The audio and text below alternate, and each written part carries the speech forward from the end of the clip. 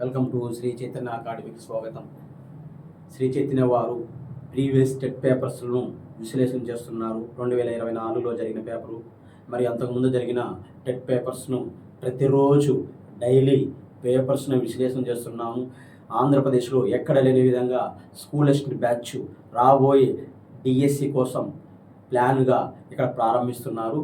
మరియు అదేవిధంగా ఇప్పుడు జరుగుతున్నది కాబట్టి దగ్గరలో ఆగస్టు 5వ తేదీ నుంచి మనకు టెట్ పేపర్స్ జరుగుతున్నాయి కాబట్టి టెట్ పేపర్స్కి అనుగుణంగా ఆ ప్రశ్నను 360 డిగ్రీస్ కోణంతో విశ్లేషణ చేయడం ఇక్కడ మీరు చూస్తున్నారు. ఇక్కడ మన జరిగిన స్కూల్ అసిస్టెంట్ పేపర్లో ఫస్ట్ ప్రశ్న చూడండి. సూర్యునికి సంబంధించిన వాక్యాన్ని సూర్యునికి సంబంధించని వాక్యాన్ని గుర్తించండి అన్నాడు. మరియు ఈ చాప్టర్ ఏ తరగతి? 6వ తరగతి, 6th క్లాస్ నుంచి బిట్ అడిగాడు. ఏమడిగాడు? 6thలో ఈ చాప్టర్ ఉంది, 7thలో ఈ చాప్టర్ ఉంది. 6th క్లాస్లో సౌర కుటుంబంలో మన భూమి, 7th క్లాస్లో విశ్వం మరియు భూమి అనే చాప్టర్ 7thలో ఉంది, 6thలో ఉంది. ఇక్కడ సౌర కుటుంబం గురించి అడిగాడు క్వశ్చన్. ఈ సౌర కుటుంబం గురించి తెలుసుకునే ముందు సోలార్ సిస్టమ్ ఏదో చూద్దాం. ఓకే, సౌర కుటుంబం సౌర కుటుంబం. ఈ సౌర కుటుంబంలో యజమాని అనే వ్యక్తి ఎవరంటే సూర్యుడు. సౌర కుటుంబంలో యజమాని అనే వ్యక్తి ఎవరు? సూర్యుడు. ఈ సూర్యునితో పాటు గ్రహాలు కూడా ఉన్నాయి. ఏ సిస్టంలో? సోలార్ సిస్టంలో. ఓకే, బుధుడు అనే గ్రహం, శుక్రుడు అనే గ్రహం, భూమి అనే గ్రహం, అంగారకుడు మరియు గురుడు మరియు శని మరియు వరుణుడు మరియు ఇంద్రుడు. ఇవి సౌర కుటుంబంలో ఉండే గ్రహాలు. ప్లస్ ఈ గ్రహాలు ఎవరి చుట్టూ తిరుగుతున్నాయి? సూర్యుని చుట్టూ తిరుగుతున్నాయి. సూర్యుని చుట్టూ తిరుగుతున్నాయని ఏ శాస్త్రవేత్త ప్రతిపాదన చేశాడు? కోపర్నికస్ అనే శాస్త్రవేత్త ప్రతిపాదన చేశాడు. అంతకన్నా ముందే భూకేంద్రక సిద్ధాంతం చెప్పడం జరిగింది. ఈ భూకేంద్రక సిద్ధాంతాన్ని ప్రతిపాదించిన శాస్త్రవేత్త అంటే టాలమీ అనే వ్యక్తి ప్రతిపాదన చేశాడు. ఇతను ఏం చెప్పాడు? భూమిని కేంద్రంగా చేసుకొని మిగిలిన గ్రహాలు భూమి చుట్టూ తిరుగుతాయని తెలపడం జరిగింది.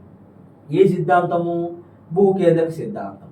తర్వాత నెక్స్ట్ సూర్యకేంద్రక సిద్ధాంతాన్ని ప్రతిపాదన చేశాడు. సూర్యకేంద్రక సిద్ధాంతాన్ని ప్రతిపాదించిన శాస్త్రవేత్త కోపర్నికస్. ఈ కోపర్నికస్ అనే వ్యక్తి మరియు సూర్యకేంద్రక సిద్ధాంతాన్ని ప్రతిపాదన చేశాడు. ఇతను ఏం చేశాడు? ఇతను కూడా సౌర కుటుంబం గురించి చెప్పడం జరిగింది. ఇతను ఏం చెప్పడం జరిగిందని, గ్రహాలన్నీ బుధుడు, శుక్రుడు, భూమి, అంగారకుడు, గురుడు, శని, వరుణుడు, ఇంద్రుడు గ్రహాలన్నీ సూర్యుని చుట్టూ తిరుగుతాయని తెలపడం జరిగింది. ఎవరు? కోపర్నికస్ అనే శాస్త్రవేత్త. ఏ సిద్ధాంతము? సూర్యకేంద్రక సిద్ధాంతం. భూకేంద్రక సిద్ధాంతం ఏం చెప్పింది? భూమిని కేంద్రంగా చేసుకొని గ్రహాలన్నీ భూమి చుట్టూ తిరుగుతాయని తెలిపాడు. అంటే ఇందులో కరెక్ట్ ఏ సిద్ధాంతాన్ని తీసుకుందాం? మనము సూర్యకేంద్రక సిద్ధాంతం తీసుకున్నాం. అదేవిధంగా ఈ సౌర కుటుంబం గురించి ఒక ముఖ్యమైన సిద్ధాంతం చెప్పింది. ఆ సౌర కుటుంబం గురించి చెప్పిన సిద్ధాంతం ఏంటంటే నిహారిక పరికల్పన సిద్ధాంతము. నిహారిక పరికల్పన సిద్ధాంతాన్ని ప్రతిపాదించిన శాస్త్రవేత్త ఇమానుయల్ కాంట్. ఎవరు? Emmanuel can't. ఇతను ఏం చెప్పాడు? మరియు సూర్యునితో సంబంధం ఉండి సౌర కుటుంబంలో సూర్యునితో సంబంధం ఉండి దుమ్ము, ధూళి, వాయువుల వల్ల గ్రహాలు ఏర్పడినాయి అని చెప్పడం జరిగింది. ఈ నిహారిక పరికల్పన సిద్ధాంతాన్ని మహావిస్ఫోటన సిద్ధాంతం అని కూడా అంటారు. దీన్ని ప్రతిపాదించిన శాస్త్రవేత్త ఇమానుయల్ కాంట్. అతను ఏం చెప్పాడు? ఈ సౌర కుటుంబంలో గ్రహాలు ఎలా ఏర్పడినాయని చెప్పాడు. ఏమని చెప్పాడు? సూర్యునితో సంబంధం ఉండి దుమ్ము, ధూళి, వాయువుల వల్ల మరియు గ్రహాలు ఏర్పడినాయి అని ప్రతిపాదన చేశాడు. ఆ సిద్ధాంతం పేరే నిహారిక పరికల్పన సిద్ధాంతం. అదేవిధంగా ఈ సౌర కుటుంబం గురించి మనం మాట్లాడుతున్నాము. గ్రహాలలో సూర్యునికి దగ్గరగా ఉన్న గ్రహం బుధుడు. అతి చిన్న గ్రహం బుధుడు. ఉపగ్రహాలు లేని గ్రహం బుధుడు. మరియు ఈ బుధ గ్రహం సూర్యుని చుట్టూ తిరగడానికి తక్కువ సమయం తీసుకుంటారు. మొత్తం ఈ గ్రహాలలో సూర్యుని చుట్టూ తిరగడానికి తక్కువ సమయం తీసుకున్న గ్రహం ఎవరు? బుధుడు. ఎన్ని రోజుల్లో తిరిగేస్తున్నాడు అతను? 88 రోజుల్లో తిరిగేస్తున్నాడు. 88 రోజుల్లో తిరిగేస్తున్నాడు. ఎవరు? బుధుడు. పరిభ్రమణానికి తక్కువ సమయం తీసుకున్న గ్రహం బుధుడు. సూర్యునికి దగ్గరగా ఉన్న గ్రహం బుధుడు. బుధుడు తర్వాత నెక్స్ట్ శుక్రుడు. గ్రహాలలో అత్యంత ప్రకాశవంతమైన గ్రహము శుక్రుడు. ఉదయ తార అంటారు, సాయంకాల తార అంటారు. ఎవరిని? శుక్రగ్రహాన్ని. శుక్రుడు భూమికి దగ్గరగా ఉన్నాడు. భూమి పరిమాణం శుక్రుడు పరిమాణం ఒకే విధంగా ఉండడం వల్ల భూమి కవల అని కూడా అంటారు. ఎవరిని? శుక్రుడు. ఈ బుధ గ్రహానికి ఈ శుక్రగ్రహానికి ఉపగ్రహాలు లేవు. అదేవిధంగా మరియు ఈ శుక్రగ్రహం ఏం తెలిసిన తన చుట్టూ తాను తిరగడానికి ఎక్కువ సమయం తీసుకుంటాడు. తన చుట్టూ తాను తిరగడానికి ఎక్కువ సమయం తీసుకుంటున్నాడు. 243 రోజులు తీసుకుంటున్నాడు. ఎవరు చుట్టూ తిరగడానికి? తన చుట్టూ తాను తిరగడానికి. తన చుట్టూ ఏంది? భ్రమణం. భ్రమణానికి ఎక్కువ సమయం తీసుకున్న గ్రహం శుక్రుడు. అదేవిధంగా నెక్స్ట్ ఎర్త్. మానవుడు నివసించడానికి అవకాశం ఉన్న గ్రహం భూమి. భూమి ఉపరితలం పైన 3 వంతుల్లో 2 వంతుల నీరున్నది, 1 వంతు భూమి ఉన్నది. మానవుడు నివసించడానికి అవకాశం ఉన్న గ్రహం భూమి. భూమిపైన నీరు ఎక్కువగా ఆవరించడం వల్ల దీన్ని నీటి గ్రహం అంటాము. దీన్ని జలయుత గ్రహం అని కూడా అంటాము. దీనిని భూమిని. దీన్ని బరువైన గ్రహం అని కూడా అంటాము. నీరు ఎక్కువగా ఉంది కాబట్టి బరువైన గ్రహం అంటున్నాము. భూమికి ఉపగ్రహాల సంఖ్య 1. ఈ బుధ గ్రహానికి శుక్రగ్రహానికి ఉపగ్రహాలు లేవు. అదేవిధంగా ఇక్కడ అంగారకుడి గురించి మాట్లాడుతున్నాము. అంగారకుడి విశేషాలు తెలిసిన మానవుడు మొట్టమొదటిసారిగా ప్రయోగం చేసిన గ్రహము అంగారకుడు. అంగారకుడి గ్రహాన్ని కుజుడు అంటారు, అరుణ గ్రహం అంటారు. ప్రపంచంలో అంగారకుడిపైకి ప్రయోగం చేసిన వారిలో మొదటి వచ్చేసి సోవియట్ స్పేస్ వాళ్ళు, రెండో వాళ్ళు వచ్చేసి NASA space America, Soviet space వచ్చేసి రష్యా.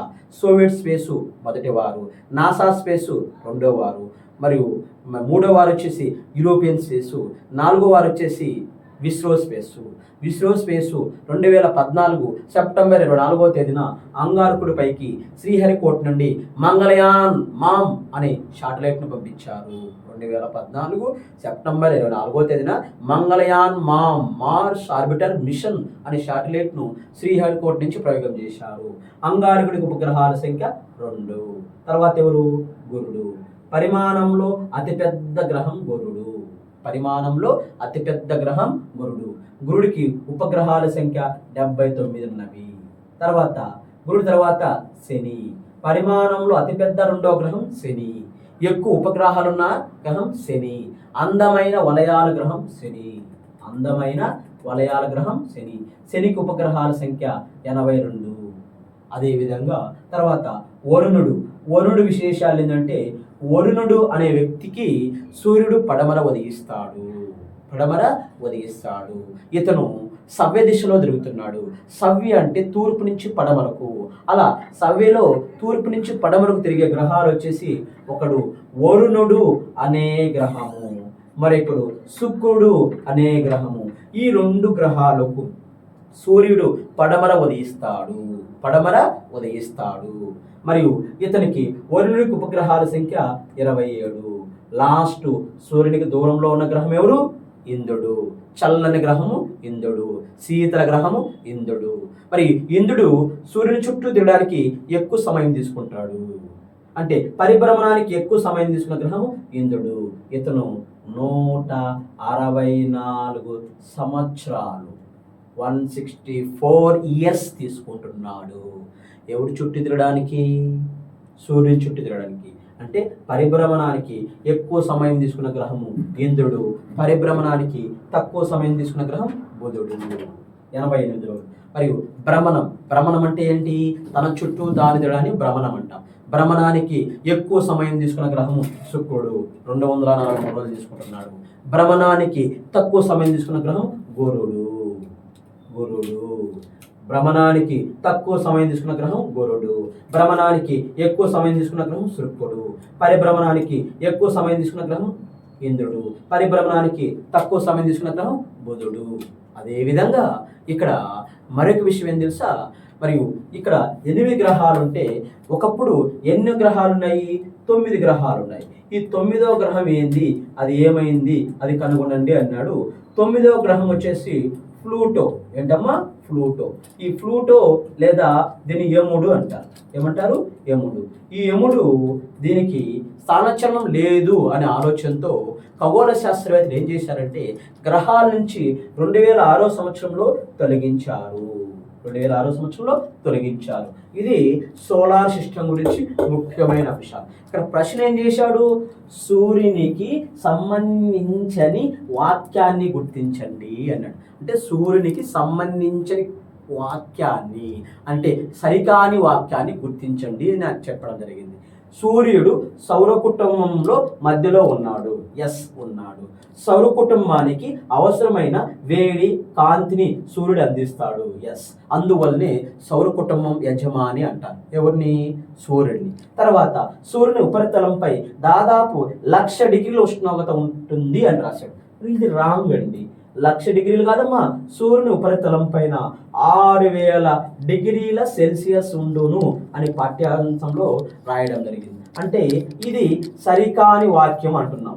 దీన్ని సంబంధించిన వాక్యం అంటున్నాం. తర్వాత భూమి నుండి సూర్యుడి సుమారు 150 మిలియన్ కిలోమీటర్ల దూరంలో ఉన్నాడు అన్నాడు. ఎస్, 150 మిలియన్ కిలోమీటర్ల దూరంలో ఉండడం వల్ల సూర్యుని కాంతి భూమి చేరటకు 8 నిమిషాలు పడుతున్నది. సూర్యుని నుంచి భూమికి 15 కోట్ల కిలోమీటర్ల దూరంలో ఉన్నాడు అని పాఠ్యాంశంలో రాశాడు. గ్రాఫ్లో ఆ చార్ట్లో ఏం చేశాడంటే 150 మిలియన్ కిలోమీటర్స్ అని రాయడం జరిగింది. 15 కోట్ల కిలోమీటర్ అన్నా ఒకటి, 150 మిలియన్ కిలోమీటర్లు అన్నా ఒకటి. ఓకే.